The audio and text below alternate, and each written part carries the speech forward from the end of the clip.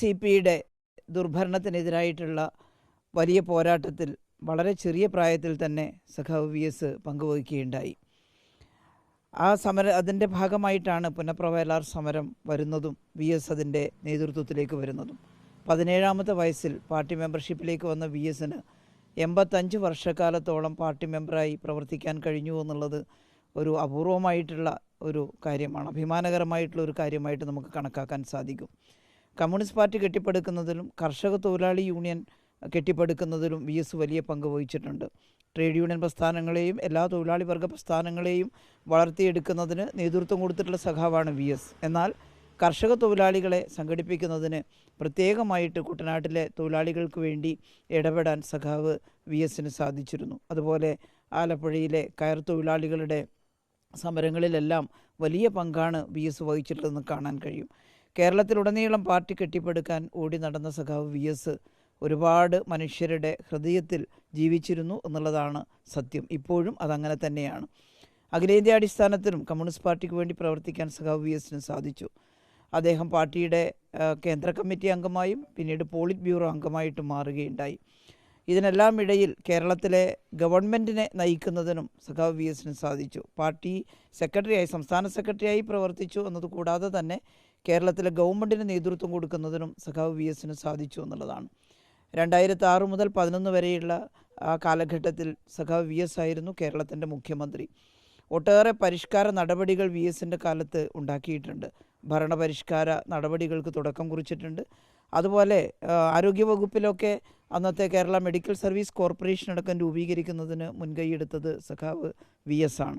എന്നും ഓർമ്മിക്കപ്പെടുന്ന ധാരാളം സ്ഥാപനങ്ങൾ സഖാവ് VSൻ്റെ നേതൃത്വത്തിൽ അന്ന് കേരളത്തിൽ വളർന്നു വന്നിട്ടുണ്ടായിരുന്നു. സാധാരണ ജനങ്ങളുടെ താല്പര്യം പരിഗണിച്ചുകൊണ്ട് അവരുടെ ജീവിത പ്രശ്നങ്ങൾ പരിഹരിക്കാൻ മുൻകൈയെടുത്തുകൊണ്ട് പ്രവർത്തിക്കാൻ മുഖ്യമന്ത്രി എന്നുള്ള നിലയിലും സഖാവ് VSന് സാധിച്ചു എന്നുള്ളതാണ് വസ്തുത. അതിനുശേഷം നടന്ന തെരഞ്ഞെടുപ്പിൽ വളരെ ചെറിയ വോട്ടിന് കുറച്ച് സീറ്റുകൾ നഷ്ടപ്പെട്ടു പോയതിൻ്റെ ഭാഗമായിട്ടാണ് 2-3 സീറ്റ് കൂടി അന്ന് കിട്ടിയിരുന്നെങ്കിൽ തുടർ ഭരണം ഉണ്ടാകുമായിരുന്നു. അത്രത്തോളം കേരളത്തെ നല്ല രീതിയിൽ നയിക്കാൻ സഖാവ് VSന് സാധിച്ചിരുന്നു എന്നുള്ളതാണ്. എന്നാൽ ഗവൺമെൻറ് രൂപീകരിക്കാൻ ചെറിയ വ്യത്യാസത്തിന് സാധിച്ചില്ല. പക്ഷേ ഏറ്റവും ഉജ്ജ്വലനായ പ്രതിപക്ഷ നേതാവായി അസംബ്ലിയിൽ തിളങ്ങി നിൽക്കാൻ സഖാവ് VSന് സാധിച്ചിരുന്നു എന്നുള്ളതാണ്. എന്നെ സംബന്ധിച്ച് പറയുമ്പോൾ VS മുഖ്യമന്ത്രിയായിരിക്കുന്ന സമയത്ത് അസംബ്ലിയിൽ MLA ആയിരിക്കാൻ എനിക്ക് അവസരം കിട്ടിയിട്ടുണ്ട്. ഒട്ടേറെ കാര്യങ്ങൾ അന്ന് നിയോജക മണ്ഡലത്തിലേക്ക് കൊണ്ടുവരുന്നതിനും പേരാവൂർ MLA ആയിക്കൊണ്ട് ഞാൻ അന്ന് അസംബ്ലിയിലുണ്ടായിരുന്നു. ഒരുപാട് കാര്യങ്ങൾ ചെയ്യാൻ സാധിച്ചിട്ടുണ്ട് എന്നുള്ളത് നന്ദിയോടെ ഓർമ്മിക്കുകയാണ്.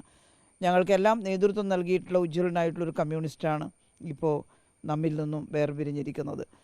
ഒരുപാട് ജീവിച്ചു, യുഗപ്രഭാവനായി. അതുപോലെ തന്നെ 100 വയസ്സിലേറെ ജീവിക്കുക എന്നുള്ളത് എല്ലാവർക്കും സാധിക്കുന്ന ഒരു കാര്യമല്ല. പക്ഷേ സഖാവ് VS നമ്മുടെ എല്ലാം ആഗ്രഹം പോലെ തന്നെ ദീർഘവർഷക്കാലം ജീവിച്ചു. ഇപ്പോഴും VSനെ സ്നേഹിക്കുന്ന എല്ലാവരും ആഗ്രഹിക്കുന്നത് പഴയതുപോലെ സജീവമായി രാഷ്ട്രീയ പ്രവർത്തനമൊന്നും നടത്താൻ ശാരീരികമായി സഖാവ് VSന് കഴിയില്ല എങ്കിലും VS അവിടെ ഉണ്ട് എന്ന് ഓർമ്മിക്കുന്നത് ഒരു വലിയ ആളുകൾക്കൊരാശ്വാസവും ആവേശവുമായിരുന്നു.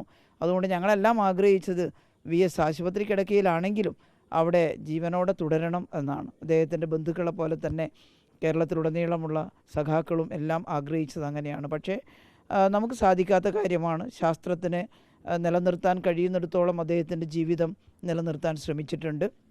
അദ്ദേഹത്തിൻ്റെ മകൻ അരുണും സത്യഭാമയടുത്തെയും എല്ലാം കാവലാളായി അവിടെ തന്നെ നിന്നുകൊണ്ട് അദ്ദേഹത്തിൻ്റെ മരുമകൻ ഡോക്ടർ തങ്കരാജ് വളരെ സമർത്ഥനായിട്ടുള്ളൊരു ഡോക്ടറാണ്. അദ്ദേഹവും എല്ലാം അവിടെ തന്നെ താമസിച്ചുകൊണ്ട്, ഹോസ്പിറ്റലിൽ തന്നെ താമസിച്ചുകൊണ്ടാണ് അദ്ദേഹത്തിൻ്റെ ജീവൻ രക്ഷിക്കാനുള്ള പരിശ്രമത്തിന് കൂട്ടുനിന്നത്.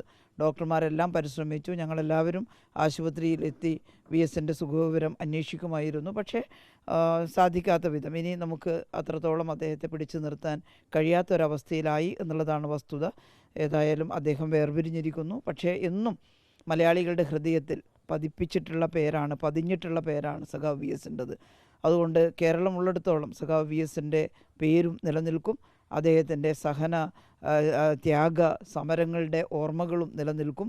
അതെന്നും വിപ്ലവ പ്രസ്ഥാനത്തെ സംബന്ധിച്ചിടത്തോളം എല്ലാവർക്കും ഒരു ഊർജ്ജമായിരിക്കുമെന്നുള്ളതാണ് പറയാനുള്ളത്. അത്യധികം വേദന VSനെ സ്നേഹിക്കുന്നവർക്കെല്ലാം ഉണ്ട്. പക്ഷേ നമുക്ക് യാതൊരു തരത്തിലും നിവൃത്തിയില്ലാത്ത കാര്യമാണ്. ഒരു ഘട്ടത്തിൽ പിരിഞ്ഞു പോയേ മതിയാവുള്ളൂ. എന്നതാണ് മനുഷ്യജീവിതത്തിൻ്റെ അവസ്ഥ. അതുകൊണ്ട് സഖാവ് വി എസിന് വളരെ വേദനയോടെ എല്ലാവരും വിട നൽകുകയാണ്. ഒപ്പം അദ്ദേഹം ചെയ്തിട്ടുള്ള ഒരുപാട് ജയിൽവാസമൊക്കെ അനുഷ്ഠിക്കേണ്ടി വന്നിട്ടുണ്ട്. ഞാനതെല്ലാം ഇവിടെ പറയുകയല്ല. അത്രത്തോളം സഹിച്ച് രാഷ്ട്രീയ പ്രവർത്തനം നടത്തിയിട്ടുള്ള ഒരാളാണ് വി എസ്. അപ്പോൾ ആ സഖാവിൻ്റെ ഓർമ്മ എല്ലാവർക്കും ഒരാവേശമായിരിക്കും. അതുപോലെ തന്നെ വേദനയോടൊപ്പം തന്നെ അദ്ദേഹത്തിൻ്റെ ജീവിത രീതികൾ, അദ്ദേഹത്തിൻ്റെ പ്രവർത്തനങ്ങൾ എല്ലാം ഒരാവേശമായി മലയാളികളുടെ മനസ്സിലുണ്ടാകും എന്നുള്ളതാണ്. വളരെ വിഷമത്തോടു കൂടി എന്നാൽ അദ്ദേഹത്തെക്കുറിച്ചുള്ള ഓർമ്മകളുടെ ആവേശത്തോടു കൂടി സഖാവ് വി എസിന് ആദരാഞ്ജലികൾ അർപ്പിക്കുകയാണ്.